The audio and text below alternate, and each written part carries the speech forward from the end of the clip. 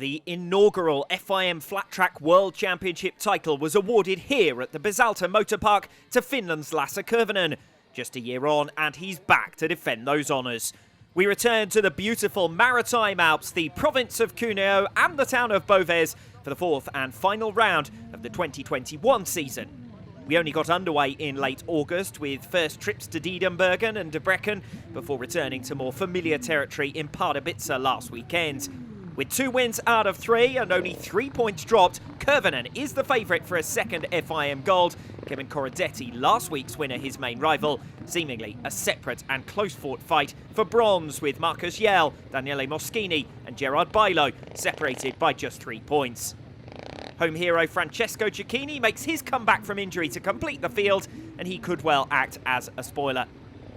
The riders making their way out onto track for a short parade lap before we get underway with the opener. It's the only TT of the season, 2 chicanes adding right-handers into the equation. 23 riders in the starting lineup, each will take 4 rides, so 2 from the front row and 2 from the back, with the top 6 scorers progressing to the final. The next 8 go to the knockout race, the last chance qualifier, with 2 further spots up for grabs. Championship points are awarded based on each rider's final classification, so the cycle race to the grand final later this afternoon.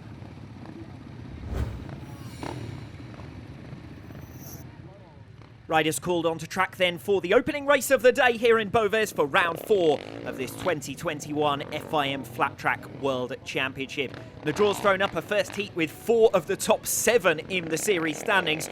2 riders in particular to watch out for here. The number 82, Marcus Yale, currently 3rd in the standings, lining up off the back row in this one. His most direct rival, Danielle Moschini, on the number 7. He's currently just a point behind. As far as points are concerned, remember, those scored during the heats only count for qualification to the finals and for seeding position, but a nice early indication of the form guide in prospect here nonetheless. From the front row of the grid, it's the number 7, Danielle Moschini of Italy. Alongside him, the Czechs Kamil Peka and Erwin Krajcevic. Krajcevic, the last rider to settle in. He's currently 7th in the standings. Jasmin Poppenreiter completes the front row. From the back row of the grid, Marcus Yale, Sebastian Jean-Pierre, he's 6th in the standings. Hansen Schruff and Nikolaus Meyer of Austria complete the field. Heat number 1, round 4 of the 2021 World Championship gets underway, and it's a fast start from Erwin Krajcevic, and it is Krajcevic of the Czech Republic who takes the whole shot, pursued around the bottom bend by Danielle Moschini, the home man of Italy. Sebastian Jean-Pierre coming through on Kamil Peka, who didn't make the best of start from the front row of the grid and is going to be punished for it here as Marcus Yale comes through on the inside of him, and going around the outside now, the long way round, Hansen Schruff on the top turn. So it's all changed by the end of the opening lap. The top 2 breaking away slightly. It's Krajcevic who leads, ahead of Moschini in 2nd. 3-way battle for 3rd. Jean-Pierre at the moment heading Marcus Yale and Hansen Schruff.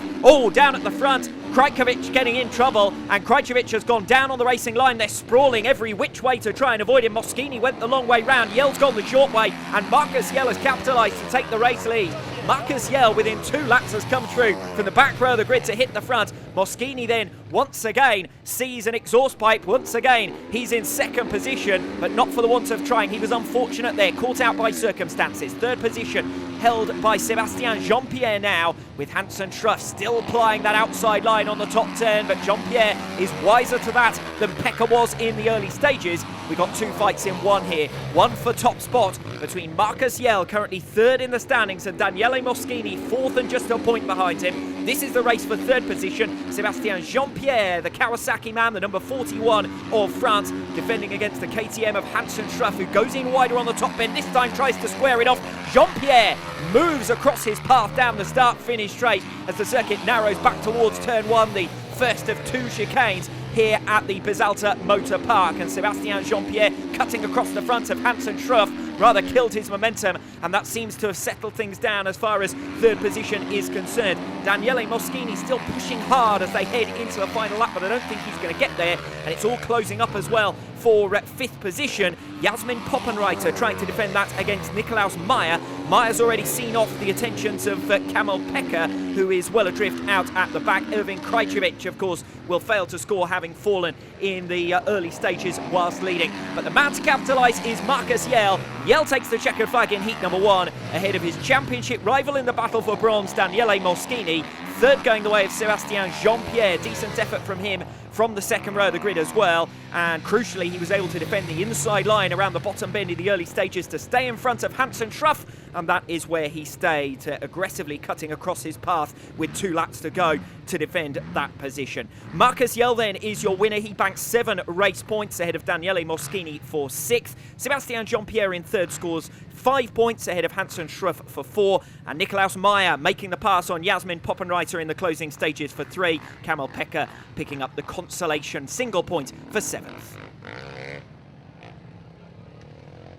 Straight on now with Heat 2 and the first appearance of the afternoon for reigning world champion Lasse Kurvinen, current leader in 2021 as well. And what a season it's been for him so far. 2 wins and a second from the opening 3 rounds. 7 points his advantage. Certainly looking good for a second world title. If he manages it, it'll also be his last. Aged 42, he's already announced this will be his final season at international level. It will also be a last World Championship appearance for Great Britain's Tim Gregg this afternoon. He's set to focus on his domestic commitments from next year. Both lining up on the front row of the grid for their opening outings here today. Between them, the number 24, Yuri Kraus, just settling into position. On the outside, the number 552, Wilfried Delestre of France. For the back row of the grid, Daniele Tonelli on the number 90 in his debut World Championship season. This, though, a venue he knows well. Off gate number 3, Michael Schmid, the 47-year-old veteran, makes his World Championship debut today. And Ondrej Svedek of the Czech Republic on the number 22. He completes the field. Bit of a long wait, but the riders are under starters' orders, waiting for the lights to go out, and we get underway. Not a good start off the pole for Lasse Kurvinen. It's Yuri Kraus who claims the whole shot. Kurvinen, though, toughs it out and maintains the inside line into the bottom bend and recovers the race lead. Kraus into 2nd position then. Tim Gregg is 3rd, but looks menacing on the tail of Kraus as they head towards the top turn. And Yuri Kraus is slow into the top bend, leaves the door wide open, and Tim Gregg comes through for 2nd place. So the Brit up into P2. Kraus, all at sea in the early stages, made the start, but has already dropped back to 3rd position by the end of the opening lap, and he's all offline as they come through the first chicane at the start of lap number 2. Just about defends position ahead of Wilfried Delestre. Delestre then locking up in front of Ondrej Svedek. That allows Daniele Tonelli to get alongside, but not quite able to make the move, the number 90. Tonelli still going the long way around the outside of number 22, and Svedek shows him his back wheel as they come through to complete another lap. Gregg with a bit of daylight then behind him to Yuri Kraus, who's slowing up the pack behind. In fact, even Michael Schmid now beginning to make up ground. Yuri Kraus really struggling, but Delestre has already had a couple of goes and hasn't quite been able to get through. Thunders in hard this time around the top turn. Kraus goes mid-track into the top bend and then just about gets it squared off in time. Delestre tries to cut back, but can't get the run in to start another lap. And once again, Yuri Kraus holding back the pack. Delestre now tries to go the long way around on the bottom bend to see if he can get a line as they come through the second chicane. But again, he's defended against successfully, and that's bottled him up, and it's enabled Svedek to get the run, and Svedek comes barreling in, but Svedek moves Delestre aside, and that allows Tonelli to come and pick off the pair of them. Then down goes Svedek, so it really has been an action-packed race in the battle for 3rd position. Yuri Kraus it is who holds it for the moment. Let's see if Daniele Tonelli now can have a go at him. He's seen off the pack behind. 2 riders he's been able to make a successful pass on in one go. Can he now close down Yuri Kraus for that 3rd spot? 1 lap in which to try and make his move. Kurvinen settled out in front. Tim Gregg looks good for 2nd place. This is going to be one of his best rides, if not his best, in the World Championship.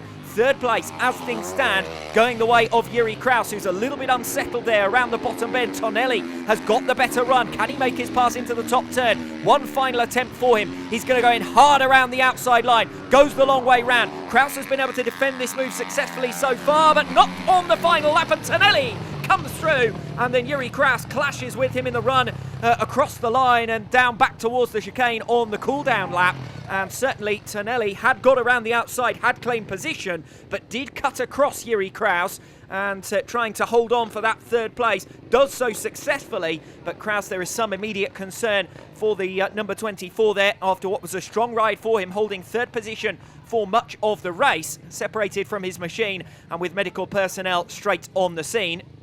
Chaotic finish to what had been a pretty chaotic race, really, in the fight for third position. The top two had managed to streak away and clear from the very early stages. Lasse Koivunen, by holding his ground firm on the inside line on the bottom bend, takes the lead, and Tim Gregg then following him through. Jiri Kraus leaving the door wide open from there. Kraus was much more robust in his defence of third position. Daniele Tonelli eventually coming through the field, picking off Svedek, picking off De Lestra, and then passing Jiri Kraus around the outside line in the run down to the line. So action-packed stuff in the race for third. That battle eventually won by Daniele Tonelli, and here he is again, going the long way around the outside of Jiri Kraus coming off the final turns. Kraus trying to hold firm. The pair almost touch. I think they do touch, actually. Tonelli still holds firm, claiming that third position, clashing with Kraus then as they come across the line. The Czech thankfully up and okay after that alarming incident at the finish.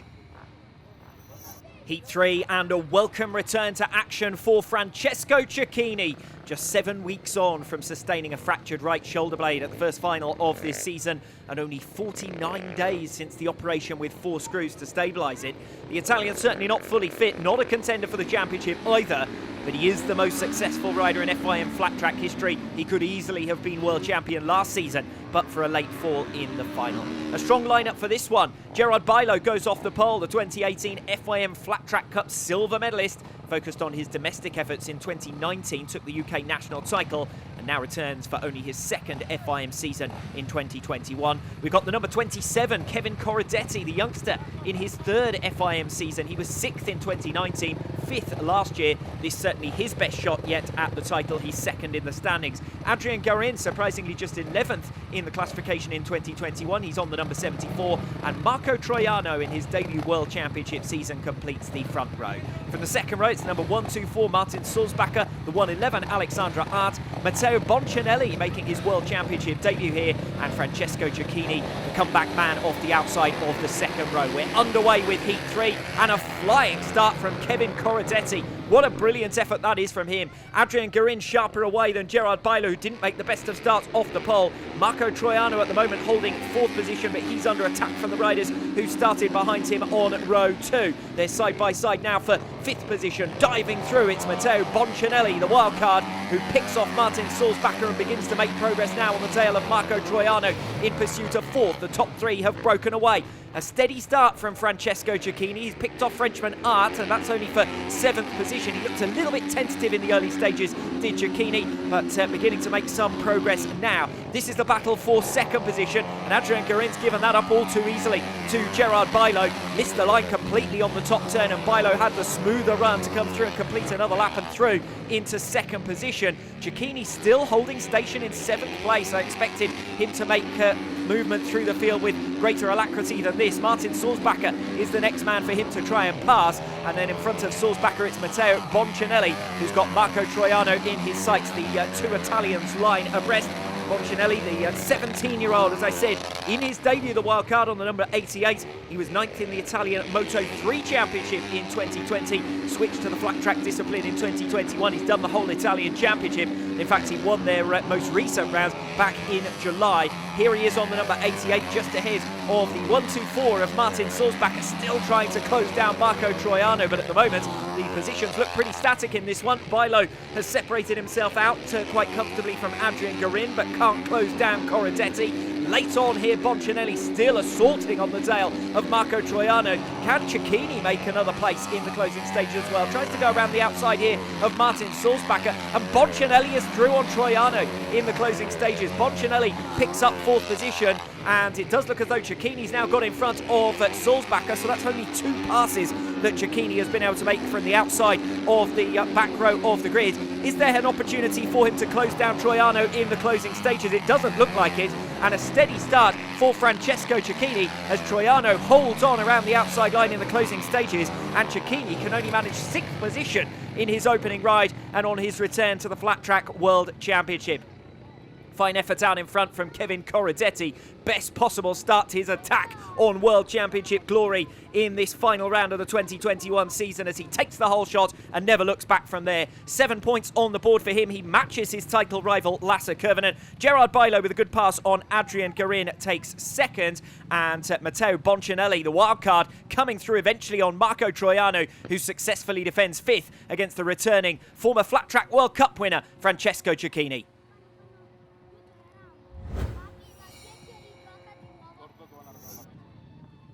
Still early days with each rider having taken just a single outing, but the main surprise of the opening 3 heats is Francesco Chiakini scoring just 2 points. The top 3 in the championship, meanwhile, all with a race win on their accounts. On now to the second round of races with Heat 4, and it's 2 rides in succession for this man, Kevin Coradetti, winner of Heat 3 from the front row, this time going from the back. Marcus Yale also a winner first time out, and 3 riders who finished second in their opening outings lining up here, so yet another evenly matched field. We got the number 34, Irvin Krajcevic, going off gate number 2 on the front row. He fell from the lead in his opening ride. Alongside him and already into position, the number 7, Danielle Moschini. He's on 6, has been a consistently strong scorer during qualifying heats in all 3 rounds in 2021. Doesn't necessarily have the championship standing to match up to that. Off the outside of the front row, the number 17, Gerard Bilo. He's also on 6 from his opening ride. From the back row of the grid, the number 552, Wilfried de Lestre. He's the lowest scorer of that quartet on 3. Alongside him, the number 27, Kevin Coradetti, as I said, a winner first time out. Strong ride from Tim Gregg in his opening outing. The number 11 has 6 points to his name, and Marcus Yale completes the field, number 82, like Kevin Coradetti on 7. Just waiting for Corodetti and Greg to settle in off the back row of the grid. Watch out for the number 27 and the 82 trying to come through. The 7 and the 17, the favourites off the front row of the grid. For this one, heat number 4, all movement before the lights change from Irvin Krajcevic, and Krajcevic is tumbling backwards immediately. What a great start that was from Tim Gregg from the second row of the grid. Beats Corodetti and Yale off the line and inherits 3rd position after Krajcevic's struggles. I think riders practically looking around them, expecting that race to be brought back, but the referee has allowed it to continue with Krajcevic penalising himself. Yale trying to recover, then gets around the outside of Tim Gregg and through for 3rd position. That was pretty straightforward, but Yale with an awful lot of ground to cover if he wants to go after Moschini and Bilo, the pre-race favourites and the early race leaders. Greg holding back visibly Kevin Coradetti here. No great surprises there. Greg is much lower ranked than the 2 riders who are trying to battle past him. Yale's already through, and now Corodetti follows practically in Yale's tyre tracks a lap later to also come past, and Tim Gregg has tumbled backwards from 3rd to 5th, but it was a strong start from him, and after scoring 6 points in his opening ride, if he can defend this 5th position from here on in, he'll be in a good position to at least transfer to the LCQ, something he hasn't managed so far in 2021. Up front, it's Danielle Moschini leading the way ahead of Gerard Bilo, and the Spaniards certainly exerting no shortage of pressure here as they come back into the bottom bend, less than a bike length separating the 2 of them. Bilo bobbles momentarily, loses his footing, but still continues his assault on Danielle Moschini. This is Krajcevic almost alongside Tim Gregg for 5th place, and Krajcevic, the Czech, desperate for points after failing to score in his opening outing. Thunders in hard into the top bend, but Tim Gregg has valiantly covered the inside line, did so throughout his opening ride as well. If someone's going to pass Tim Gregg, he's an experienced campaigner, one of the veterans of this field. He's going to make them do it the hard way and go the long way around the outside. Krajcevic there looking over his shoulder just to check on the progress of Wilfried de Lestre, who's not really close enough to mount an attack of his own. Krajcevic thought about a move down the inside of Greg there, but had to back out of it. He wasn't really alongside. Those 2 now coming into the final lap, still contesting 5th position, while the leaders come through the 2nd chicane and in towards the final 2 turns. Bilo having dropped back from Moschini, who's going to win this one, heat number 4. It's going to be 13 points from 2 rides from the number 7, Danielle Moschini. Takes his first race victory of the day ahead of Gerard Bilo. 2 second places for him. Marcus Yale recovering well towards 3rd position. Corodetti making no progress from there in 4th. Over the line for 5th position. Eventually Tim Gregg gets a bit of daylight between himself and Irvin Krajcevic, who, remember, failed to score in his opening ride and has therefore added just 2 points there with 6th position. So a strong ride from Tim Gregg, made a brilliant start. Valiantly defended 3rd position against Marcus Yale and 4th position against Kevin Coradetti, but both of those 2 knew too much. Greg tumbling backwards to 5th, but nonetheless, after 2 rides, he sits on a creditable 9 points, and he'll be satisfied with that. Main stories then of that one, heat number 4, a jump start from Irvin Krajcevic, who penalised himself, the referee allowing the race to continue, and the Czech is therefore on just 2 points from 2 rides, a real disaster compared to his early season exploits. Strong start by contrast for Tim Gregg, he drops back from 3rd to 5th, the only change to positions there in that one, heat number 4. Heat 5 and the first matchup of the day between the men who finished 1st and 2nd in the 2020 World Championship. Lasse Kurvinen here, the winner of Heat 2 from the pole, now goes off the back row for his second outing. Meanwhile, Francesco Chiakini looked nervous in his opening ride, particularly at the first turn, and was restricted to an uncharacteristic 2-point score. But Chiakini on the front row this time around. If he makes the start, he'll still take some catching. Thierry Kraus, who has the pole, he scored 4 points in his opening ride. Nikolaus Meyer, he's on 3, goes alongside him. Martin Sulzbacher on a single point, just settling into position now, the number 1, 2, 4, and Francesco Chiakini, generally low-scoring front row. Higher-scoring second row, Lasse Kurvinen, he's on 7 after a victory in his opening outing. Wildcard Matteo Boncinelli, he's on 4. Daniele Tonelli, he's on 5. Camel-Pekka, the odd one out of that quartet, the number 184, he is on a single point. Starting marshal then, putting them under starters' orders, riders waiting to get underway. We expect it to be Kurvinen versus Chiakini as Heat 5 goes lights out, and Chiakini's made the fastest start. That's more like it from him. He gets the whole shot, the number 10. Kurvinen already through on Thierry Kraus, and considering that Kurvinen started directly behind Kraus and a row behind, that underlines what a poor start that was from the number 24. Kurvinen making swift progress now through on Nikolaus Meyer, so they'll be through for third position.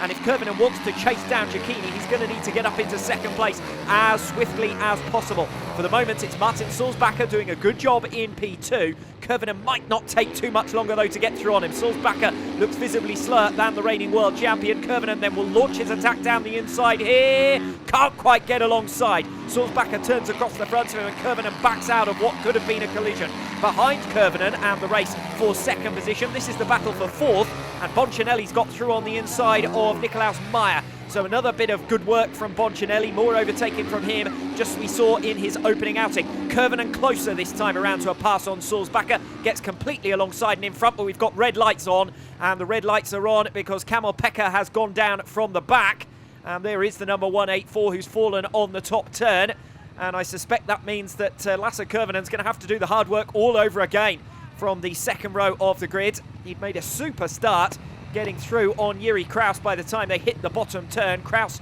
tumbling backwards, and only the fall there for Camel-Pekka has denied us what could have been a head-to-head between Chiakini and Kurvinen, albeit with Chiakini seemingly escaping away at the time of the stoppage. So we'll go again with a restaging here of heat number 5. The 7 riders settled into position. I fancy that Camel-Pekka will be disqualified here as the cause of that stoppage. He's looking up to race control. The race direction will give an indication as to what's to happen here. Pekka tried to settle in off the penalty line, but I don't think that's going to work out for him. I do fancy, yes, the information is that he's been disqualified. So Pekka will now go back to the pits, and will be 7 riders only for the restaging. Can Lasse Kurvinen work wonders again from the second row of the grid? And what about Boncinelli, who'd also made some early progress? So from the back row of the grid, Lasse Kurvinen, Boncinelli and Daniele Tonelli now. 3 riders only from that second row. Still Kraus, Meyer, Sulzbacher and Chiakini from the front.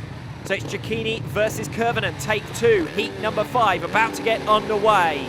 Lights out. Not a good start from Sulzbacher at all from the front row of the grid. Kurvinen seen off the attentions of Tonelli and Boncinelli, and thunders down the inside, and down goes Thierry Kraus. Kraus had made a better start this time off the pole. He was almost alongside Chiakini as they went through the chicane. He had riders either side of him. Meyer coming around the outside, and Kurvinen through on the inside, and that means that Lasse Kurvinen within a lap has come through from the second row of the grid to give chase on Francesco Chiakini. We could be in for a real race here for top spot. Spoke to Lasse Kurvinen early on here today, and he was saying that he would look to fight with Chiakini, even though he doesn't need to in the context of the championship.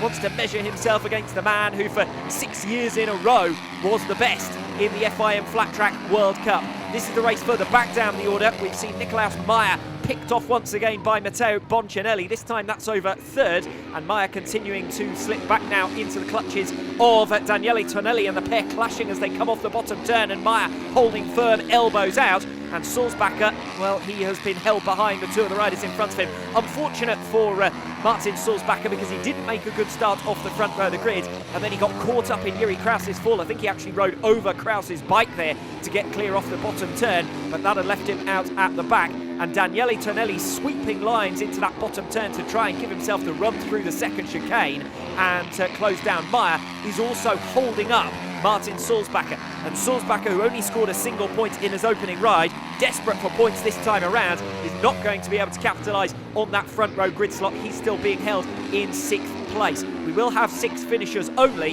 after the disqualification of Kamil Pekka and the retirement now of Yuri Kraus, who fell at the first turn, having been picked off either side by Lasse Kurvinen on the inside and Nikolaus Meyer on the outside. Meyer has subsequently lost a position, but that is about the only change as far as this order is concerned. Chiakini, after a steady start, an unconvincing start with only 2 points from his opening round, is going to hit back in perfect style. He's going to inflict the first defeat of the day on the 2021 championship leader. Chiakini over the line to win Heat 5. Lasse Kurvinen drops his first point of the day. He takes a creditable second. He's up in second place within a lap there, having fought his way to the inside line on Yuri Kraus. Kraus going down, 2 retirements then from heat number 5, but no doubt about those top positions. It was all about Francesco Chiakini really romping away. The action was in the first few turns through the chicane.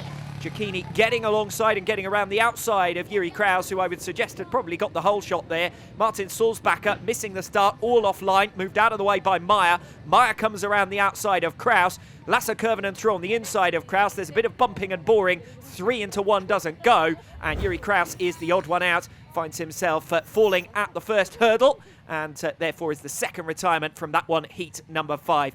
Back in the big points, Francesco Chiakini, the winner in his second ride of the day. Lasse Kurvinen suffers his first defeat. Boncinelli forced to pass Nikolaus Meyer twice, of course, with the restaging.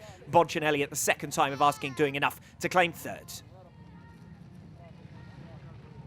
Heat 6 now, and something of a low scorers race this one. The 2 favourites for it lining up off the back row of the grid, and they each only managed third places first time out. The number 72, Adrien Garin, who enjoyed a scrap with fellow countryman Gerard Bilo in Heat 3. And the number 41, Sebastian Jean-Pierre, also on 5 points. But he's already had one of his back row starts, so this programme may well come to him because he's due front row starts in Heats 8 and 10, his remaining outings. The other rider to watch out for, I would suggest here, Hansen Schruff, the Austrian, one of the mainstays of FIM flat track competition since his debut campaign in 2013. He finished 4th overall that year, hasn't quite managed to recapture that form since. Look at the lineup in full for Heat 6. It's Jasmin Poppenreiter on the pole, Marco Troiano, he's on 3 points, Hansen Schruff on 4, and Michael Schmid on 2 from his opening ride. They complete the front row.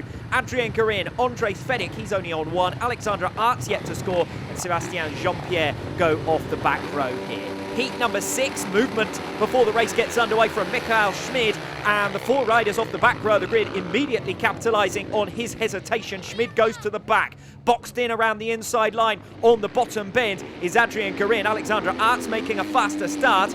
Both of those now picking off Jasmin Poppenreiter as they head in towards the top turn. The number 93 dropping backwards, and actually also coming through now on the inside line is Andre Svedek. So Poppenreiter dropping back from the pole down to 7th position in the space of just 1 lap. Top 3 trying to break away. Hansen Schruff with real daylight in front of him as Adrien Garin gets it all wrong through the chicane and ploughs into the bales and knocks one of them onto the circuit. I'll be surprised if we don't have to see a red flag here to heat number 6, because there's one of the barriers on the circuit as they make their way on the exit of the chicane in towards the bottom turn. You can see it there, in fact. They're all making their way around it, so slightly unconventional racing line this time around in heat number 6. The race is able to continue on, and now that the 8 riders have successfully passed it on this latest lap, one of the marshals has just dragged that back out of the way, so the race can continue then. And that's good news if your name's Hansen Schruff, because he's well clear out in front as things stand, ahead of Sebastian Jean-Pierre in second position. Jean-Pierre's got company from Marco Troiano directly behind, but this will be another good result for Jean-Pierre as things stand. If he can bag 6 points from the outside of the second row, with 2 front row starts still to come, things looking good at the moment for the number 41. The Frenchman on board Kawasaki machinery here. 2 laps to go, sitting second and fairly isolated at this stage, beginning to open out a bit of a gap ahead of Marco Troiano, and the race is for 4th position behind. Still Hansen Schruff leading the way, and remember that he only scored 4 points in his opening outing. If he had 7 here, it'll put him in with a much better chance of taking a place direct to the grand final. You can see still the race going on behind. Adrien Garin not really making much progress on Alexandra Arts. and it looks as though he's going to be restricted to just 5th position here as Garin gets all out of shape coming around the bottom turn, looks over his shoulder as he attempts to successfully defend position as well as going forward. It's going to be victory here for Hansen Schrupp. He does it on one wheel as well, in style, having made the start off gate number 3 of the front row. Was the favourite of the 4 riders on the front row. Adrian Garin relegated further down the order, and he will be frustrated about his start to today's meeting. 5 points, good enough, although it could have been 6 for him first time around, and in his second outing, just receiving information that he's actually been disqualified from the race. So that'll be for exceeding track limits going into the bottom bend when he brought that barrier onto the circuit. And that'll explain why the referee allowed the race to continue. Garin certainly penalising himself. The rest of the riders able to avoid it for a lap and a half or so, and Garin then subsequently disqualified from Heat 6.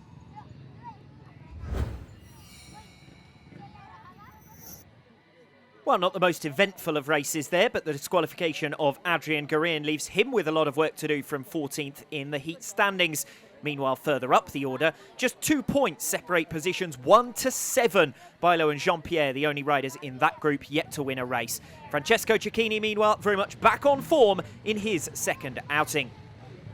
We now move on to the third round of races here in Boves, and after his commanding Heat 5 win, Chiakini will certainly start as the favourite in Heat 7, albeit from the second row of the grid. It must be said, he didn't look too comfortable first time out trying to find his way through traffic. Remember, he is still recovering from that injury. Danielle Moschini is the highest scorer of the 7 riders lining up here, 13 points from 2 rides. Actually, he's somewhat unfortunate not to have 2 wins on the board at this stage. Irving Krajcevic's Heat 1 fall somewhat impeding him in that one. Look at the lineup in full then for heat number 7. It's Andrej Svedek on the pole. He's only on 4 points from 2 rides. Tim Gregg alongside him. He's on 9. It's been a good start to this meeting for the number 11. The number 90, Daniele Tonelli, just a point behind Gregg. He's on 8. From the second row of the grid, the number 93, Yasmin Poppenreiter. She's on 4. Francesco Chiakini, as we said previously, on 9. Adrian Garin, after a disqualification last time out, he's on just 5. And Danielle Moschini, 13 out of a possible 14 points, just 1 point dropped to an opponent so far. So the favourites, Chiakini and Moschini, off the second row, little doubt about that. Both have already been heat winners. Can they add to that tally here in heat number 7? We are underway. Great reaction time from Tim Gregg, but the racing line is held by Andrej Svedek, and he claims the whole shot. The number 22 leads them from the number 11 of Tim Gregg. Around the outside goes Daniele Tonelli, quite superbly, to pick off Tim Gregg and move through into second place. And Gregg might lose a further position here. It's Francesco Chiakini who'd shown ahead of the other riders from the second row of the grid. Chiakini aggressive there down the inside of Gregg for third position. Daniele Tonelli wasting no time in coming through on Andrej Svedek. And by the end of the opening lap, Tonelli is your race leader. Svedek in second position. And now the chase is on with Chiakini in third place. How quickly can he get through on Svedek? And will Tonelli be able to escape away in the meanwhile? Chiakini's not going to waste any time either. Shows his front wheel to the rear of Svedek coming into the top turn, and then gets across the front of him at the end of the second lap. So your new order is the number 90 Tonelli out in front. From the second row of the grid, Francesco Chiakini already up in P2. Andrej Svedek in third. Separate battle here for fourth position down. And surprisingly, Danielle Moschini being held in 6th position out of 7 for a rider who'd looked so imperious in his opening 2 rides. That will come as a disappointment. Still time for him to make an impression as Garin gets around the outside of Tim Gregg. Very fair-minded riding there from Tim Gregg. Could have closed the door on Adrian Garin, but left him the run around the outside, and the Spaniard is through. So Tim Gregg tumbling backwards, and the next in line to try and make a pass on him will be Danielle Moschini. We're watching the race for at second position between Tonelli and Svedek, who hasn't given in, and Garin closing on the pair of them as Moschini now gets around the outside of Tim Gregg. And Gregg, after making a really good start off the front row, has dropped gradually backwards, and that's much worse news than it was for him in his opening 2 outings. 9 points from 2 rides. He's not going to add a whole lot to that in this one, heat number 7. So as we come towards the final lap, it's Tonelli who sits second, Svedek in third, Garin hassling and harrying him for that third position, and Danielle Moschini has now closed the group down, but he's got just 1 lap, less than 400 metres now, to try and find his way past. So Moschini could be held at bay here and will drop back in the meeting leaderboard in the heat point standings, little doubt about that. Garin sends it in from way back around the outside of Fedek. That was ambitious. Oh, Fedek very aggressive there on Garin, and that opens the door to Moschini, and he's made up 2 places on the final lap there, Danielle Moschini, to make it an Italian 1-2-3. Chiakini your winner out in front, Tonelli gets second, and Moschini has nicked 3rd position in the run down to the line. And as you could see at the end of the race there, Adrian Garin none too pleased about that. To be perfectly honest, I don't blame him. Andres Fedek looked as though he'd lost the position going into the top turn, and then just drove straight across the path of Adrian Garin coming off the final turn, sent him up against the barriers, and that allows Moschini to come through for 3rd position. So Chiakini takes his 2nd race victory of the day. More good points on the board for Daniele Tonelli. That's his best result of the day so far. Daniele Moschini restricted to 3rd position, ahead of Fedek, Garin, Greg and Poppenreiter in Heat 7. Meeting referee Thomas Topinka, the former Speedway rider, trying to press on with proceedings here. We did have a delay earlier on with the track surface slightly overwatered, and with weather conditions much poorer than what we enjoyed last season, took a fair while to dry out. But we're straight in now to Heat 8, and this one should be interesting. Gerard Bilo has already had 2 front row starts and 2 second places, but his draw gets tougher from here off the 2nd row in Heat 8 against Sebastian Jean-Pierre, who's just a point behind him on the leaderboard, and Lasse Kurvinen, who is a point ahead on 13. From the inside of the front row, it'll be Sebastian Jean-Pierre, as I said, 11 points to his name, the number 41. Alongside him, Martin Sulzbacher, struggling in his opening 2 outings, he's on just 3. Kamil Pecker, a single point to his name, needs a big haul from his remaining 2 outings if he's to qualify. Alexandra Arts, likewise, he's on 4. 2nd row of the grid, desperation stations already for Erwin Krajcevic, just 2 points from 2 rides. Remember, he came into this weekend 7th in the championship, so he could be one of the big casualties unless he can improve in the pecking order. Gerard Bilo, Wilfried de Lestre and Lasse Kurvinen, the pre-race favourite, going off the outside. Oh, movement before the lights change from Gerard Bilo off gate 2 on the 2nd row, and surely that race will have to be brought back. Bilo's made a decent jump. He's up into 4th position ahead of Lasse Kurvinen, but the red flags do come out. So Gerard Bilo's going to have to do it all over again, and cleanly this time around. As you can see, Gerard Bilo off gate number 2, the number 17 on the back row of the grid, knows that it's desperately important to make a good start so as not to get boxed in the early stages when you come from the 2nd row. First time today that Bilo's had to come from the 2nd row of the grid, of course. He's just a little bit too eager. And Gerard Bilo had made a decent jump and got up into 4th position. Kurvinen only 5th by the time they exited the chicane. Is this time going to have an even tougher task, because as you can see, he's being sent back here off the penalty line. That's to be expected. He was the cause of that stoppage with the full start, and Gerard Bilo then will go effectively off the 3rd row of the grid here, the penalty line, and from the very back of 8 riders contesting this one, heat number 8. So Bilo, who scored 12 points from his opening 2 rides, is going to have to do things the hard way here in heat number 8.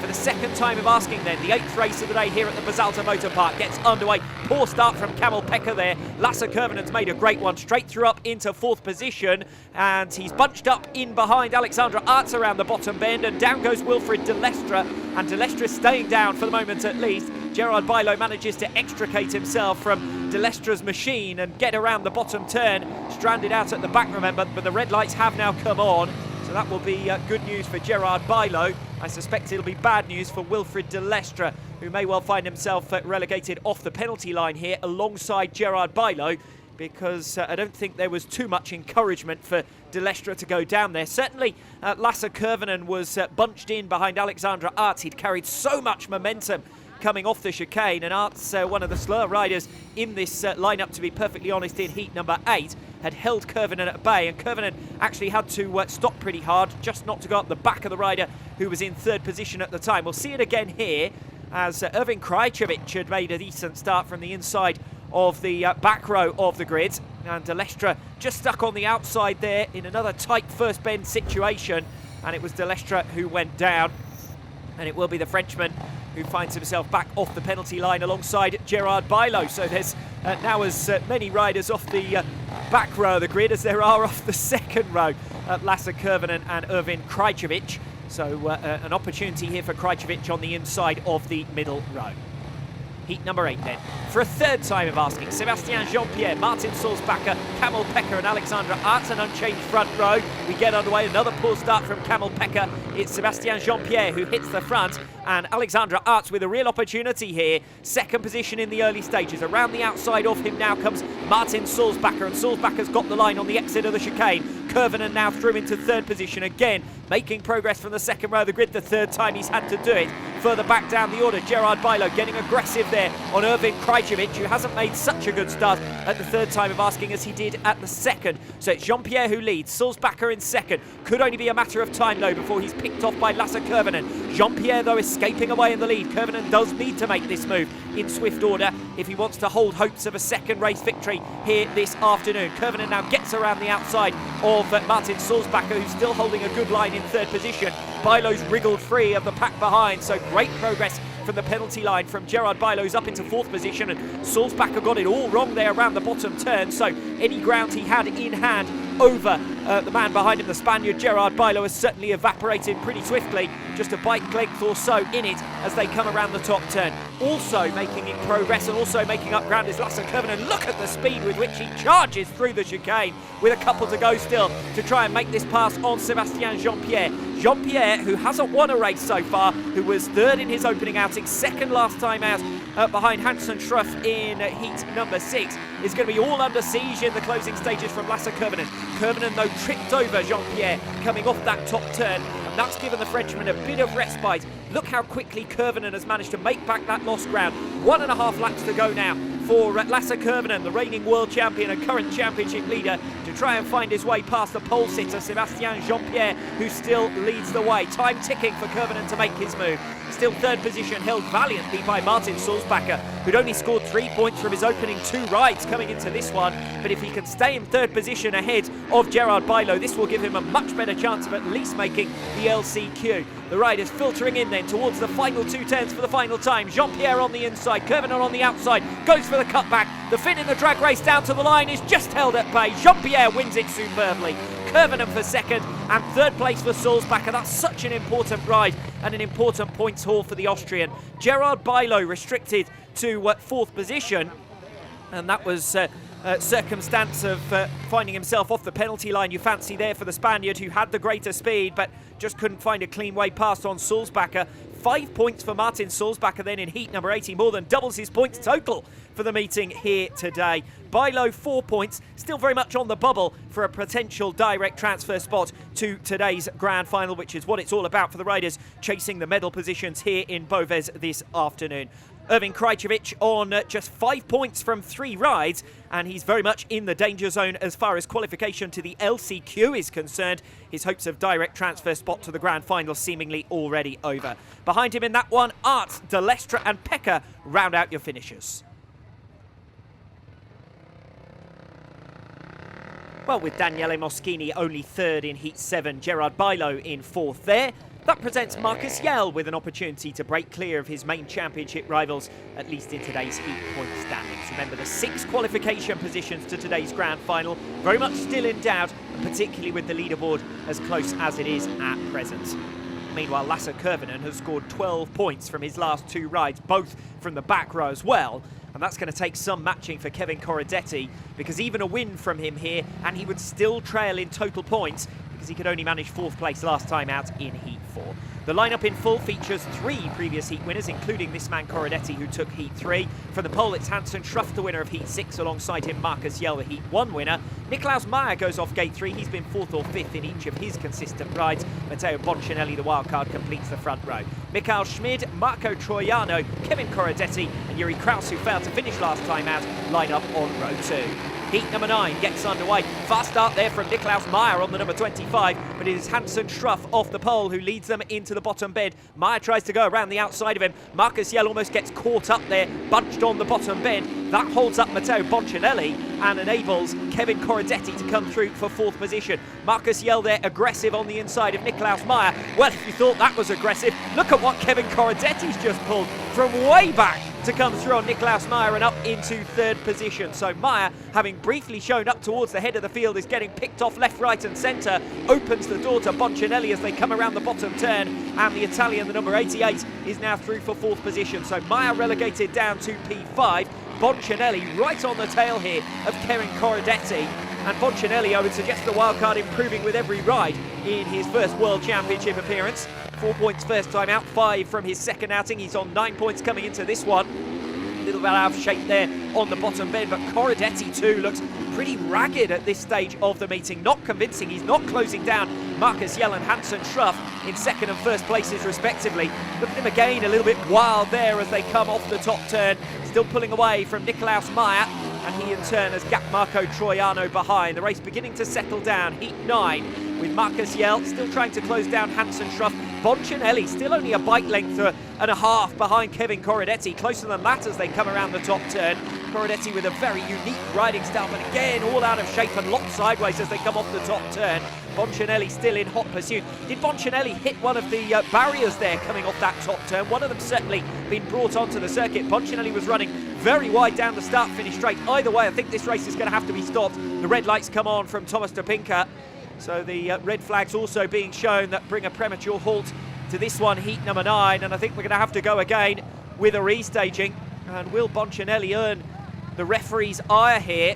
Wasn't 100% sure whether it was Bonchinelli who brought on the barrier there. Just being explained the current situation, I suspect, by the marshals who have been running the start admirably here today. Heat number 9, and Matteo Bonchinelli moves away from the start-finish straight. The other riders assembling now for the restaging as we prepare to get underway for a second time of asking with heat number 9. I can confirm that Bonchinelli will be invited back off the standard start line, so the referee obviously didn't see anything wrong with the running of that one, and didn't deem that track limits would have resulted in a disqualification, as we saw for Adrian Garin earlier on. Slightly different circumstances on that occasion, of course, because Garin really wiped the barriers out.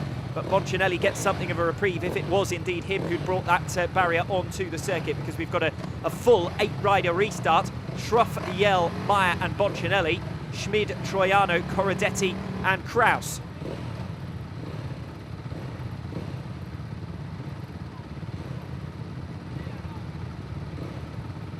So another slight delay, this time in heat number 9. Just as the meeting was beginning to pick up pace as well.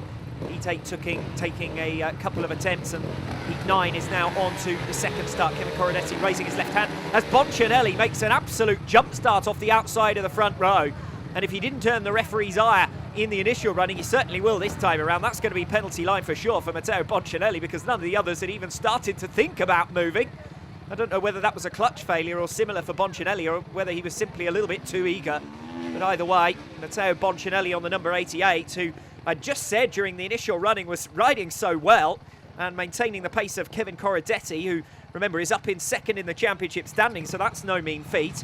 And Bonchinelli, who scored 9 points from his opening 2 rides, has just wasted a front row grid slot in heat number 9. Going to have to do things the hard way now from the penalty line is Bonchinelli. Schruff, Yell, Meyer on the front row, Schmid, Troiano, Corodetti and Kraus off the second row. We are underway, and another fast start from Hansen Schruff and another decent jump from Nicklaus Meyer. This time though, Marcus Yell is alongside him, and Yell is through into second place.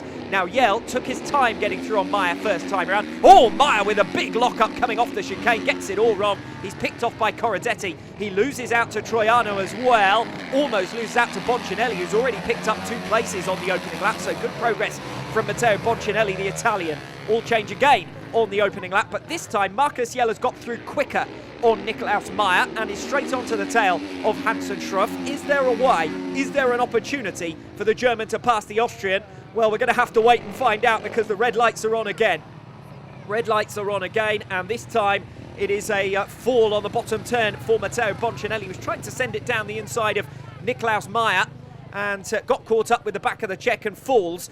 And since he was already back off the penalty line after a jump start in the second staging, a fall in the third staging, and I think this time it will be disqualification for Matteo Bonchinelli. He might not agree with the referee's decisions, but I think, frankly, he was fairly fortunate to be allowed back into the second attempt at this one. So at the fourth attempt, he's not going to find himself quite so lucky. Matteo Boncinelli is disqualified.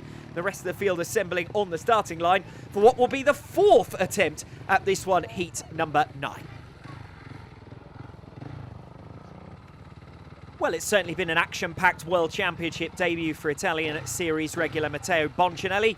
Finds himself disqualified from heat number 9. Consolation for him is that he scored well in his opening 2 rides, so although it does look as though the options of a direct transfer spot to the grand final for him are all but over, he may still be in contention for a place in the LCQ with a single heat race for him still to come.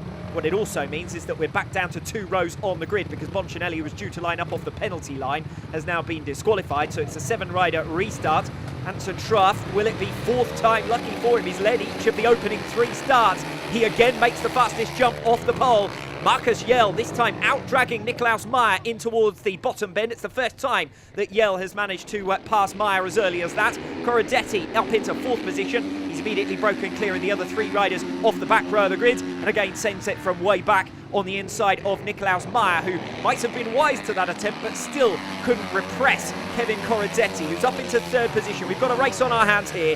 Hansen Schruff, Marcus Yale, Kevin Coradetti, all previous heat winners in Boves here this afternoon, going head-to-head for top spot. And Corodetti, who needs the win really to give himself the best possible shot of a front row grid slot in today's grand final. That's going to be the target for him, but he's again dropping back from the tail of Marcus Yale. He does not have the pace to live with Hansen Schruff and Marcus Yale, and Schruff has left the door open there. He looks over his left shoulder, he realises that Yale is almost alongside him. The 2 KTM men, 1 and 2, Schruff just about gets it back across the racing line, but Marcus Yale is looking racy here, sends his front wheel into the top turn, just about avoids the back wheel of Hansen Schruff, who again gets a little bit of daylight at the end of another lap in this one, heat number 9. He'll be ticking them off now to the finish because he's led each of the opening 3 stagings. It would be cruel if he were denied here at the 4th time of asking, but Marcus Yale's not going to be too worried about that. He's thinking about the World Championship and a potential place on the end of season podium for 2021. Schruff looking really good here. 11 points from his opening 2 rides, already a winner in round 2 of the heat. Oh, he's left the door open again here to Marcus Yale. Yale cuts through, Schruff with the cutback. It's a race to the chicane and Yale gets there first, and Marcus Yale from behind on Hansen Schruff. A bit of masterclass of a ride there from Marcus Yale. And it is the number 82 who's now surely going to take the checkered flag in this one, heat number 9. They come into the closing stages. Yell through the chicane has broken clear. Schruff in 2nd position, looks to have that covered because Corodetti is beginning to drop back. Meyer's lost an additional place, so through now into 4th position comes Troiano. Troiano then in line to score 4 points on the Honda in this one, heat number 9. But it's all about the action up front, and twice Marcus Yale saw the door open to him coming into the bottom bend, and he didn't need a 3rd invitation. 2nd time around, Yale comes firing through to hit the front on Hansen Schruff. The surprise of that one, heat 9, is that Kevin Coradetti did not have a pace advantage on the 2 riders in front of him, and the heat 3 winner has to be content with 3rd position, and that was a 3rd position that he took very early on, forcing his way down the inside of Nikolaus Meyer. Meyer then dropping 1 further position to Marco Troiano, who claims 4th place. So Meyer still consistent and still very much in contention for at least a place in the LCQ. Finishes ahead of Yuri Kraus and Mikael Schmid after the disqualification of Matteo Boncinelli. But at the 4th time of asking, heat 9 again, all about Hansen Schruff again making the start, but this time picked off by Marcus Yale, the German securing his 2nd race victory of the day. Just 3 races remain until the bottom 9 in the heat standings are knocked out here in Boves, and 2 surprises at the moment in that drop zone. Adrian Guerin, a finalist in 2 of the 3 rounds in 2021, could miss out on the LCQ altogether after his 2nd ride disqualification. And Irvin Krajcevic, who's made all 3 finals so far this season, suffered a fall in his 1st ride and has only scored 3 points since then. He looks in even greater danger of elimination. Meanwhile, at the top of the pecking order, just 3 points separating the top 8. So a close-fought battle for the automatic transfer spots to the final as well. 2 of the top 4 line up here in Heat 10. Sebastian Jean-Pierre there and Danielle Moschini will lay down the marker for the rest to follow. Jean-Pierre, very impressive so far, scored well from his 2 back row starts. He also won Heat 8 from the pole. He has another front row start here. only 15th in the championship in 2020. Jean-Pierre hasn't been out of the top 6 in the 3 rounds to date in 2021. He started strongly here this afternoon as well.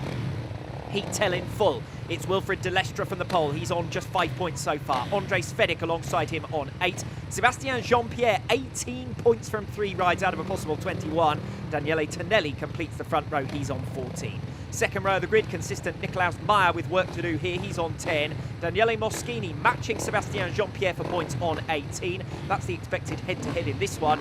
Marco Troiano, he's on 12, goes off gate 3. And Martin Sulzbacher putting himself back in contention for qualification in his third ride. He is on 8, still with work to do on the outside of the back row. For this one, heat number 10. Starting marshal has them settled then. Watch for Jean-Pierre and Moschini. Separate rows of the grid, of course. It is Jean-Pierre who's got the drive down towards the first turn. It was a good jump as well from Svedek, but Jean-Pierre had half a bike length's advantage in towards the chicane and commands the early race lead. Svedek in second position. Third is with Tonelli. Good early progress from Daniele Moschini from the second row of the grid. He's picked off Wilfried de Lestre. The Frenchman, lower scorer of this group, is still holding firm in 5th position for now with Martin Sulzbacher behind him. Marco Troiano also, and Nicklaus Meyer surprisingly relegated to the back of the field. So a lot of work to do for Meyer from here, not least because Martin Sulzbacher a couple of places ahead of him as things stand, and they are in direct competition as far as the last of those transfer spots to the LCQ is concerned. We're watching the race for second. Tonelli going around the outside here, trying to pass Andre Svedek on the cutback. Tonelli's got to be very careful because if he goes around the outside of Svedek and leaves the door open, we know that Daniele Moschini is the master of the opportunistic pass. We saw that from him in his third ride. For the moment, Moschini not quite close enough to strike, nor is Troiano on the tail of Svedek, pulling well clear out in front. Sebastian Jean-Pierre has got this race completely under control. He's looking set to take provisional lead of the meeting standings on 25 points. Oh, a little bit error-prone there through the chicane and then gets out of shape into the first turn. I think cursed the commentator for falling Sebastian Jean-Pierre. He was so hot into the chicane, he had to back out of it. He was then offline through the bottom turn, and Jean-Pierre has lost all of that hard-earned buffer out in front. Meanwhile, Tonelli has made exactly the mistake that I fancied he might. He tried to go the long way around the outside of Svedek, and Daniele Moschini simply bumped his way through there at the end of another lap. So time ticking for Moschini to get on terms with Jean-Pierre, but he's now through into second place on Andre Svedek. So a great ride from Moschini over the last lap or so. First, an opportunistic pass on Daniele Tonelli, and then prizing his way through as well.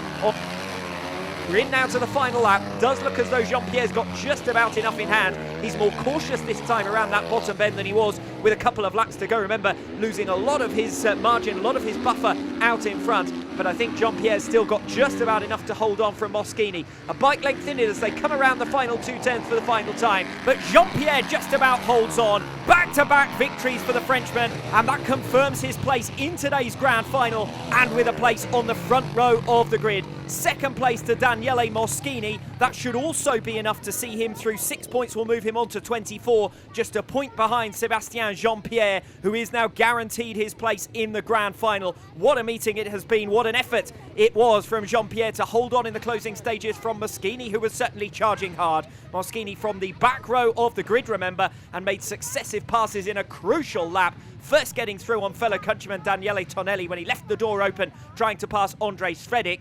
Svedek eventually holds on for third position, and that could be crucial in his pursuit of a place in the LCQ, not least because the likes of Martin Sulzbacher and Nicklaus Meyer finish behind him.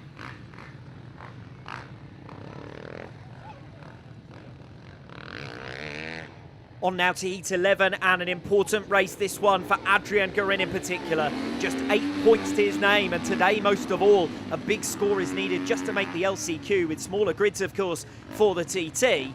Garin a regular in FIM flat track since 2016. He was second in the 2019 World Cup. The 6th place in Diedenbergen, his best so far this season. And he sat out the visit to Boves in 2020, which I suspect isn't helping his cause this afternoon. This is Marcus Yale. This is his 4th ride of the day. Already 2 race victories under his belt and only 2 points dropped so far. Another win here, and he'd moved back to the top of the meeting leaderboard, displacing Sebastian Jean-Pierre after his Heat 10 win.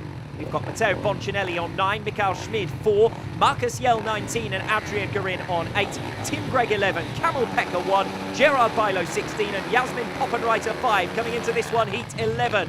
The whole shot is with Matteo Boncinelli. Boncinelli, disqualified from his third ride, has hit the front in his fourth. Marcus Yell is going to have to do it from behind if he wants to go top of this meeting leaderboard. Third is with Adrian Garin. Gerard Bilo through in swift fashion on Michael Schmid to now give chase on the lead trio. Schmid beginning to drop backwards. We've got a separate battle for 5th position down. Schmid, Poppenreiter, Tim Gregg and Kamil Pekka in that order. And this is a crucial race for Tim Gregg. He's probably a couple of points short of the LCQ now after his earlier exploits. Can't afford to finish down in 7th position, so needs to make progress. Talking about making progress, Gerard Bilo's going to thunder down the inside of Adrian Garin here for 3rd position. Garin didn't offer much resistance, and to be perfectly honest, I suspect that the number 74 just allowed the number 17 through. The wave of the left leg rather suggested that, and Garin had a look coming off the bottom bend as well over his left shoulder to see that it was Gerard Bilo, his fellow countryman, on his tail. So it's a change of position for 3rd. No change up front though. Matteo Boncinelli, the pantomime villain of Heat 9, who caused all the chaos in that one. 4 attempts it took before we got to the finish, but he's leading sublimely here, and he might go from 0 to hero in this one, heat number 11. He leads Marcus Yell and Gerard Bilo, who remember sit 3rd and 5th in the championship standings, just 3 points separating them coming into this final round of the 2021 campaign. So a fine ride at the moment from Boncinelli. Bilo beginning to gain here on Marcus Yell, and this is an important race for Gerard Bilo, who's on the borderline for direct transfer to the final. He could do with making a little bit more progress here. Up at the front, the gap has come down to the lowest it's been all race.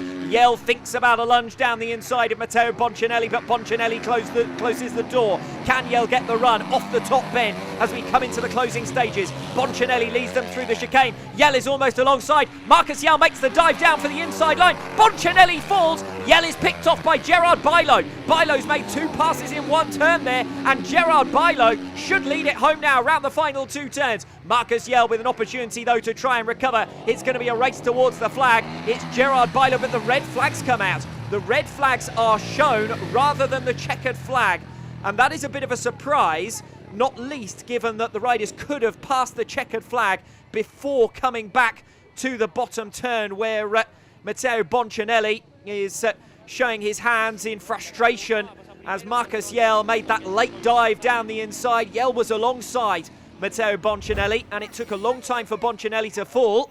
What will the referee's decision be here on heat number 11? Because he didn't allow the race to reach its conclusion with a checkered flag. He could have tried to do so. This is Marcus Yell's attempted move on Matteo Boncinelli. The gap is there on the inside line. Yell is halfway, if not fully, alongside Matteo Boncinelli. Boncinelli has moved up to the outside line and he comes down. But I can confirm the referee's decision is to award heat number 11 as it was at the time of the incident.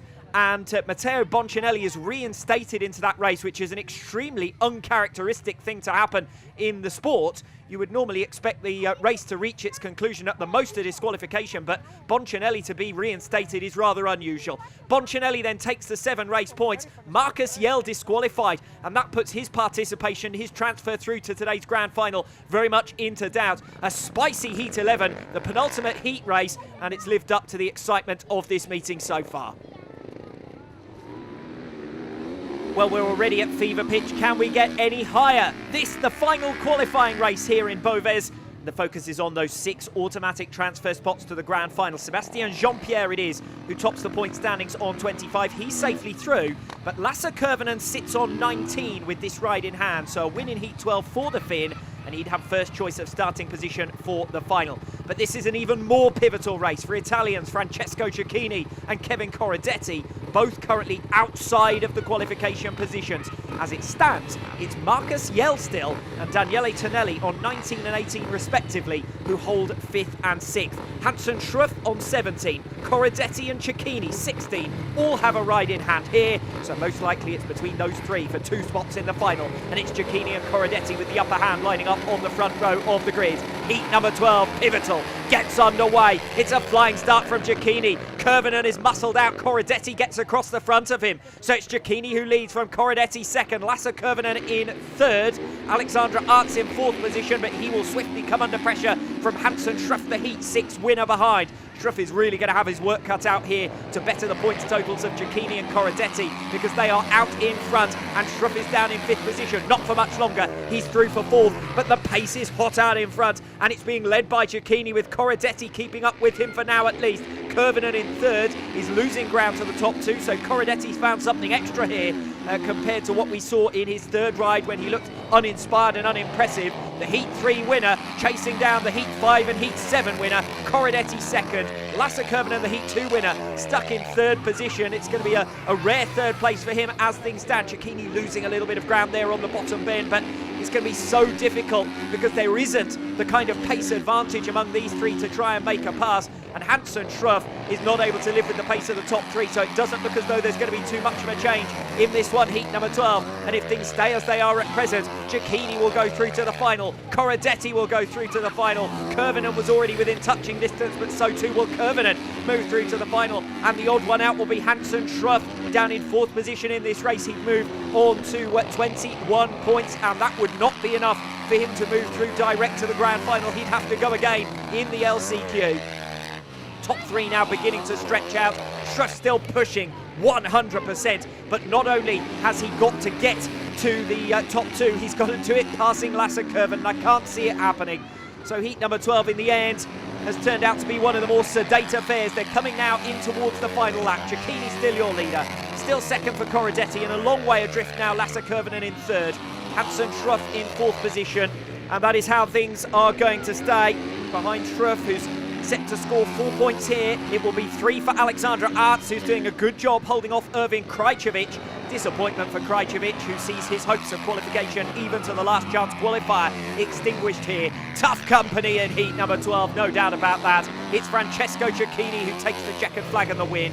Kevin Coradetti over the line for second place. That's his best finish since his win in heat number 3. So he's found something a little bit extra and just in time before today's grand final. Lasse Kurvinen restricted to third. That's his worst finish of the heat stages. Should still be enough to put him up on the front row of the grid though for today's grand final. Hansen Schruff 4 points. He'll finish on 21 and just a single place outside of automatic transfer to today's grand final. It was as tight as you like at the top of the meeting leaderboard, and Schruff it is who's the odd one out in the end, but no disgrace to finish behind the likes of Chiakini, Corodetti and Kurvinen, who will all feature in today's grand final. So a look at your qualifying results, and Sebastian Jean-Pierre is top seed to the final for the first time. Ultimately just 4 points separating an incredibly close top 7. Further back, positions 7 to 14 go to the LCQ, about to emerge out onto track. The focus here is all on Marcus Yale. Twice a heat winner this afternoon, and he was looking good for an automatic transfer spot to the final before his disqualification in heat 11. Now he's got to do it the hard way via the last chance qualifier. Remember, only the top 2 here move through, and if Yale fails to make it, his hopes of a place on the World Championship podium will be over. Hansen Schruff lines up from the pole. He only missed out on qualification himself by a point. Yale and Schruff missed out in the last chance qualifier in Boves last season. They're out to make amends off the inside 2 start positions here. Schruff on the pole, the Heat 6 winner, currently 9th in the championship standings. He has made all 3 finals so far in 2021, looking to complete the set. Marcus Yale alongside him. Daniele Tonelli, the number 90, off gate 3. Heat 11 winner, Matteo Boncinelli, has squeezed onto the front row here for the LCQ. It's certainly been an action-packed World Championship debut for him. From the second row of the grid, Tim Gregg in what will be his final World Championship race, unless he makes it through to the final. Whatever happens here, it will be his best result as well. Adrian Garin, twice a finalist already this season. Marco Troiano, the first time he's made it through to the LCQ. And finalist in Debrecen, Andrej Svedik completes the field. The most challenging last chance qualifier of the season. Only 8 riders making it through to this afternoon's final. The whole shot is with Hansen Schruff. They're side by side for second. Tonelli goes around the outside of Yale. Yale cannot afford to finish outside of the top 2 here. He cuts back through as they come through the second chicane. And order is re-established. The top 2 seeds to this race, Hansen Schruff and Marcus Yale, are back in the top 2 spots. Boncinelli pops through there on the inside of Tonelli at the end of the opening lap. but Tonelli has the outside line and responds for P3. Now it's all about whether that gap opens between second and third positions. As things stand, Hansen Schruff and Markus Yale would move through to today's grand final. The Germans' hopes of a place on the World Championship podium would continue for at least one race longer. Still the fight is for third position. Tonelli a little bit naughty there coming off the top turn. I don't think that was intentional, but he locked the bike completely in front of Matteo Boncinelli. All of that is allowing the top two to escape away. Another mistake from Tonelli on the bottom turn. On the pits bend, Boncinelli losing further ground because Tonelli is holding him back. And all the while, these two are being backed up now into Adrien Garin. Adrien Garin, though, has got to clear two riders, then make up the lost margin and try and pursue the top two. I don't think there's going to be any change. The top two in this race are surely going to be the qualifiers to today's grand final. I said the stakes were high. They couldn't have been much higher for Markus Yale after his disqualification in his fourth heat race, but he's going to make up for it here. He's going to put himself onto the back row of the grid for the grand final. He's still going to have so much work to do to try and defend that bronze medal position, but he's keeping his hopes alive. Still, the race in the LCQ is over third position. Third position in the race, it's worth 9th in today's meeting classification. Every point valuable, of course, as far as pecking order further down the championship standings is concerned, but I don't think it's going to change too much in terms of the top places in the World Championship rankings. The majority of the favourites are through to the final. And as we mentioned previously, Erwin Krajcevic missing out on this LCQ altogether. Tim Gregg in what's his final ride in the World Championship, because he's not going to get to the top two positions here, is holding firm in 6th position, and that should be enough for him to take 12th in the meeting classification. That will be his best effort in the World Championship and at his final attempt. But it's all about the top two. Hansen Schruff leading Markus Yale, the two of them going through to today's grand final, barring dramas in the closing stages. Just over a lap to go. Markus Yale doesn't need to make a pass. He didn't need to make a pass previously, though, did he, on Boncinelli in his final programmed race? And he did that and threw caution to the wind, and it very nearly cost him a place in today's grand final. Yale is going to make up for it in the LCQ, though. We calm things down in the closing stages. Yale will calm things down in the closing stages. He's not going to chase the back wheel of Hansen Schruff. Schruff will be allowed to win the LCQ. Markus Yale crosses the line in second position, and the pair of them move through to the final. Third place in the LCQ goes the way of Daniele Tonelli, and that will be 9th position in the meeting classification. Matteo Boncinelli came disconsolately over the line. He obviously felt after his victory in heat number 11 he had the pace to move through to today's grand final, but he didn't get the job done from the outside of the front row. He couldn't make the start, and he was trapped in his starting position from there. In fact, the top four in their seeding order to that LCQ finish as the top four in that LCQ, and the top two therefore Hansen Schruff and Markus Yale marching on to today's grand final. Disappointment for Tonelli, Boncinelli, Garin, Gregg, Troiano and Svedik, who are all eliminated. So with Markus Yale progressing from the last chance qualifier, the top 6 in the championship standings after 3 rounds have all made it through to the 4th final of this 2021 season. Crucially though, Kevin Coradetti has failed to qualify onto the front row of the grid, putting Lasse Kurvinen, already the points leader, in the driving seat. Kurvinen has a 7-point advantage, remember, so a podium finish of any kind here, and he will claim his 2nd title. The Finn hasn't been off the podium in 5 finals so far in 2 World Championship seasons. Just keeping up that consistency will be enough. At the venue, of course, where he won his first crown just under 12 months ago. He's looking to do the double. The man best placed to stop him is Kevin Coradetti, the winner in Pardubice last weekend, looking to claim back-to-back victories. If he manages it and Kurvinen is kept off the podium, then it will be 18-year-old Coradetti who claims the title. Also, watch out for the battle for bronze. Markus Yale, Danielle Moschini and Gerard Bilo, all separated by just 3 points. And more than likely their focus will be on one another here. On the pole, it's Sebastian Jean-Pierre. What a difference a year makes for him. He was only 13th here last season. Top seed to the final today, chasing his first podium. And if he can win, he's still in with an outside shot at an FIM medal as well. Lasse Kurvinen off gate 2. Gate 3, Danielle Moschini. Back-to-back podiums for him coming into the 2021 season finale. Off the outside of the front row, Francesco Chiakini. Well, he might have been unconvincing in his opening ride this afternoon, but he's been unbeaten since then. From the back row, LCQ winner Hansen Schruff, Kevin Coradetti, the championship challenger, Gerard Bilo looking for his 2nd podium of the campaign, and Markus Yale defending 3rd in the standings. The old stager versus the young gun. Kurvinen versus Corodetti. It all comes down to the final race of the 2021 season. We are underway with Final 4. Kurvinen has missed the start. Corodetti's made a good one from the second row. Kurvinen tries to recover third position down the inside of Danielle Moschini. And Kevin Coradetti is down. Championship challenger Corodetti is down. And the red lights are swiftly on from meeting referee Thomas Topinka as Corodetti is separated from his machine in bunching around the first few turns. It was tight coming through the chicane. It was even tighter coming around the pits bend. And Kevin Coradetti was the odd man out. We see it again here. Lasse Kurvinen completely missing the start. Corodetti fighting his way alongside, coming off the chicane, alongside his championship rival Lasse Kurvinen. And then Corodetti is squeezed up between Yale and Moschini and goes down. High drama in the initial staging of the grand final. So the man who took the whole shot at the first time of asking Francesco Chiakini now has to do it all over again. Nothing to lose here for Chiakini. Unlike 12 months ago, of course, he's out of the running for the title after 2 missed rounds due to injury. Hansen Schruff, the other odd man out, currently 9th in the championship, and nothing he could do here would earn him an FIM medal, so he's the other spoiler. It's Kurvinen versus Corodetti for the title. Yale, Moschini and Bilo fighting for bronze. A full restart here. We're just waiting for Kevin Coradetti, the last man into position. Gate 2 on the back row for him.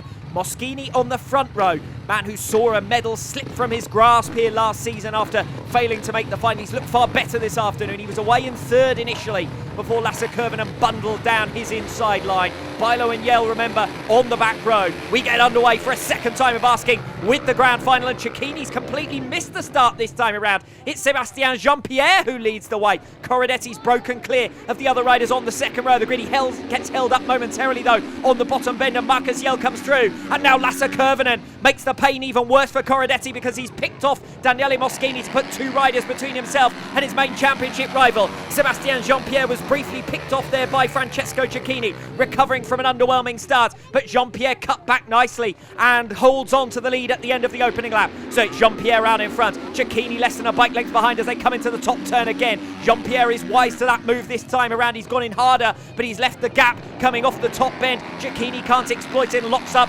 Jean-Pierre moves across the path of the rider who's attacking him. What a race we've got on our hands out in front. Lasse Kurvinen is right with them as well, doing battle. Chiakini gets up the inside of Jean-Pierre, who left the door open just before the chicane. Chiakini is your new race leader. Will Kurvinen follow him swiftly through? Kurvinen tries the outside on Sebastian Jean-Pierre. That is a massive risk there taken by Lasse Kurvinen, knowing that Kevin Coradetti is struggling down the field. And boy, is Corodetti down the field. He's right at the back. He's been picked off by Bilo. He's been picked off by Schruff. Kurvinen doesn't need to go after the race leader here, Francesco Chiakini, the 6-time World Cup winner. But Lasse Kurvinen, who finished 2nd position here in Boves last season, is determined to go one better. He's determined to finish his World Championship career in style and as a grand final winner. Corodetti has made up 1 position, but he's got the full length of this circuit to try and make up now on Lasse Kurvinen, who sits 2nd. This is Sebastian Jean-Pierre in 3rd position, looking for his first podium, remember, in the World Championship, and doing a good job of holding on to it for the moment. Behind him is Marcus Yale, the man who currently holds 3rd overall in the World Championship, who started today so strongly, but he's been under immense pressure since his Heat 11 disqualification. He's got Gerard Bilo right behind him. Gerard Bilo, who needs to beat both Yale and Moschini with their results going his way. So he's got to find a way past now Marcus Yale if he wants to take the place on the World Championship podium. Jean-Pierre is giving Bilo here an opportunity. He's unintentionally holding back Marcus Yale. The top 2 have broken away, but Kurvinen's got no answer to Chiakini. But this will still be good enough for the world title for him, with Corodetti struggling further down the order and with Kurvinen still in the podium places. Yale very close there to Sebastian Jean-Pierre. He goes in really hard into the top turn. He overcooks it, and through comes Gerard Bilo. And if Bilo can now get in front of Sebastian Jean-Pierre as well, he could take 3rd. He could take bronze in this 2021 campaign. Oh, Jean-Pierre gets it wrong. Oh, I think Jean-Pierre stalled it. Jean-Pierre drops back. Gerard Bilo comes through. Marcus Yale comes through. This would once again swing the pendulum back in favour of Marcus Yale. 4th position behind Gerard Bilo would be enough for him to take bronze. Further back down the order, Hansen Schruff and Kevin Coradetti also benefiting. But Corodetti is nowhere near to getting on terms with Lasse Kurvinen. barring a fall or a mechanical failure now, surely FIM Gold is going the way of Lasse Kurvinen in 2021. 10 of the most frantic laps you will ever see. Every rider vying for position in the final meeting of this 2021 campaign, vying for their World Championship status as well. And it's Francesco Chiakini who leads the way. Just 49 days ago, he was on the operating table. He's going to win his comeback ride.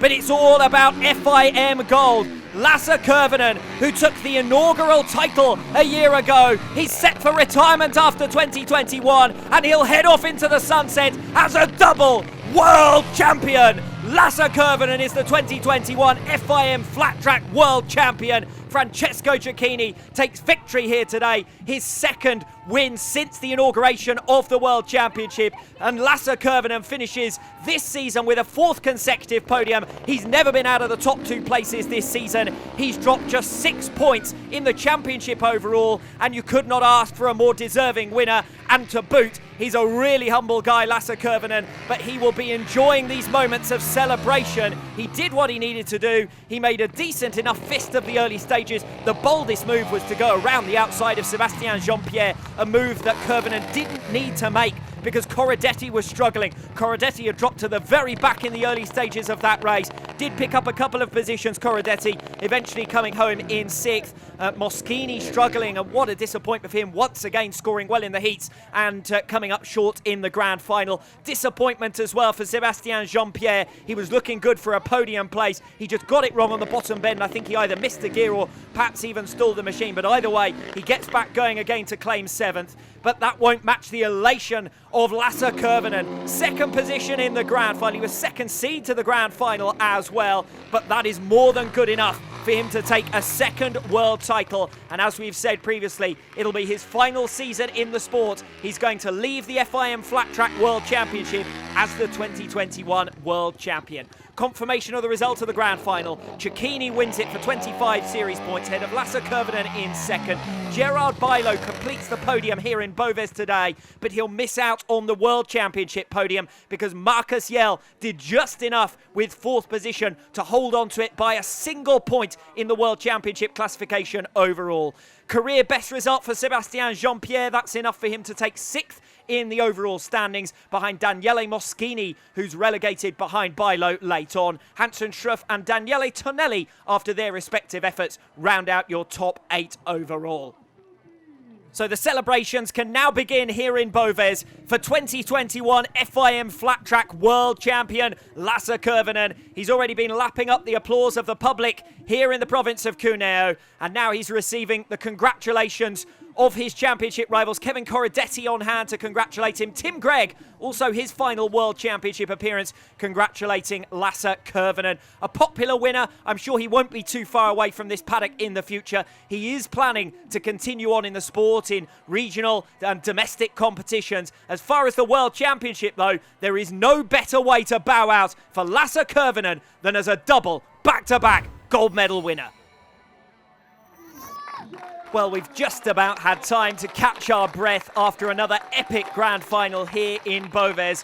Let's hope it's the season finale again in 2022. But first, our meeting podium. Gerard Bilo takes the 3rd step. He finishes his season how he began it, with a 3rd position finish. Just that 8th position from round 2 in Debrecen in Hungary, costing him a World Championship medal. Just 1 point behind in the end, and a great job well done from Marcus Yale to hold on to that under all sorts of pressure here today. He misses out on the podium though in Boves. 2nd place going the way of Lasse Kurvinen, just as it did less than a year ago. He was 2nd place in Boves in 2020. That was enough to secure the World Championship. Kurvinen doing it in finer style this season. He didn't rely on misfortune for Francesco Chiakini that he did in 2020. This time around, he was well clear of his main series rival, Kevin Coradetti, and eventually he's 14 points clear of him in the final reckoning. But he couldn't touch Chiakini in the grand final here today, and it wasn't for the want of trying. Kurvinen threw everything at it.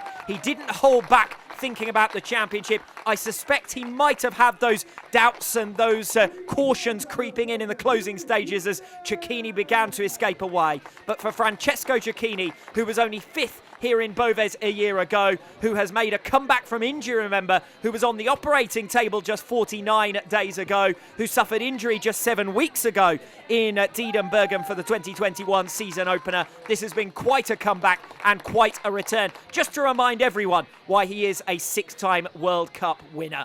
Third position trophy going the way of Gerard Bilo. His second podium since his return to the FIM flat track scene. Of course, a world championship now since 2020. Second place going the way of Lasse Kurvinen. And that'll be 6 podiums out of 6 in the World Championship for Lasse Kurvinen. But your meeting winner here today, take nothing away from this man, Francesco Chiakini. He was nervous in his opening ride. He bounced back superbly. The second victory of his FIM Flat Track World Championship career and the perfect response to disappointment at this same venue a year ago. Chiakini has won again.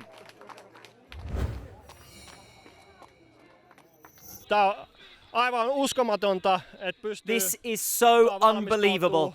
I prepared for this flat track season believing that I could build the equipment to compete and defend the World Championship this nicely. But the most important thing for me was to prove that I could win competitions. And now I move on as a winner towards new challenges. Todistaa se, että mä pystyn voittamaan kisoja ja nyt mä lähden voittajana kohti uusia haasteita. Sì, diciamo che quest'anno è stato molto duro per me perché dopo la prima Let's say that this year has been a hard one because right at the first round I had that awful incident in Diedenbergen.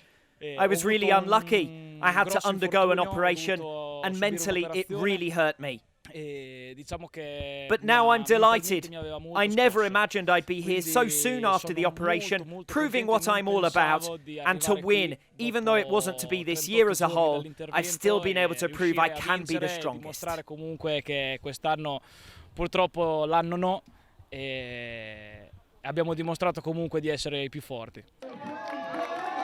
So a close-fought finale to 2021 for the grand final itself here in Boves, for the World Championship in terms of points as well. Marcus Yale holding on by a single point ahead of Gerard Bilo after dramas for Sebastian Jean-Pierre. Bilo having managed to put the Frenchman between himself and the German. But in the end, Yale holding on, and he takes third position in the World Championship standing. 72 points, just 1 ahead of Gerard Bilo and 6 clear of Danielle Moschini. He successfully defends that third position in the world, and he can also thank his fine efforts in the early stages of this season. Just 1 podium from the 4 rounds, but a second place back in Diedenbergen, his home round, really set the tone for what's been an excellent season for Marcus Yale. He will certainly now turn his attentions to the Ice Speedway World Championship this winter. He doubles up as far as FIM track racing competitions are concerned. Kevin Coradetti doesn't look too disappointed with second position in the World Championship standings. It wasn't to be here today. Once again, Boves proving something of a bogey circuit for him. He can only manage to come over the line in 6th position, but that is enough to take second in the world and by an 8-point margin over Marcus Yale in the end. And after second place in Debrecen in Hungary and a victory in Pardubice a week ago, he can be proud of his best season yet in the FIM Flat Track World Championship. And greater things surely still to come from that young man, Kevin Coradetti. He is still just a teenager. And still riding like a teenager is this man, Lasse Kurvinen, world champion for a second time in 2021. He did it in understated fashion last season. He's done it in supreme style in 2021, dropping just 6 points from 4 rounds, 94 out of a possible 100. And it's time to hear the Finnish national anthem.